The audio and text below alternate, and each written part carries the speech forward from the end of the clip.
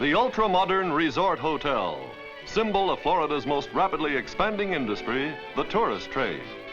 Each year, more new lavish structures go up to accommodate the constantly rising tide of visitors, a tide that doesn't seem to ebb much, even in the summertime.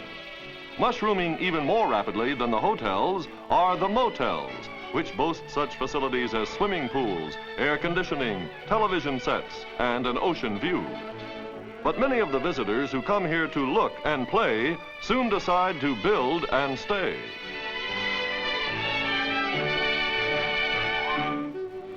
One thing shared by motels and hotels, tourists and permanent residents alike, is the need for plenty of electricity.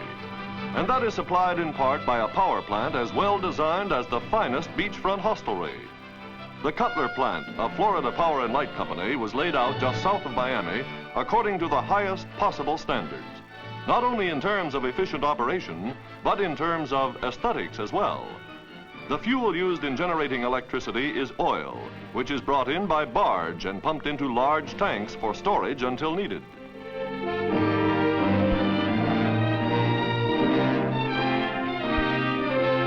The striking thing about this generating station is that it has no walls or roof. It's a power plant built out in the open air. And what gives it its beauty primarily are the stark, simple, completely utilitarian lines of the equipment itself, all painted a gleaming silver.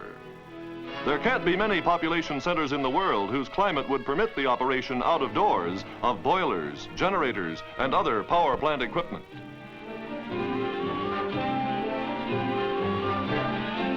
Behind the generator, there in the foreground, is one of the few enclosed areas in the plant. It's one of the control rooms from which all the plant's functions, largely automatic, are watched over by a handful of operators. The two men with blueprints are Plant Superintendent Edward Perch and Company President and General Manager Robert Feit, who discuss plans for centering even greater control of operations at the fingertips of the operators. Already, airflow, oil flow, temperatures, pressures, and 100 other factors are constantly visible, constantly subject to correction. Even the appearance of fires in the boilers, raging fires of 2,500 degrees Fahrenheit, can be observed in air-conditioned comfort by means of television.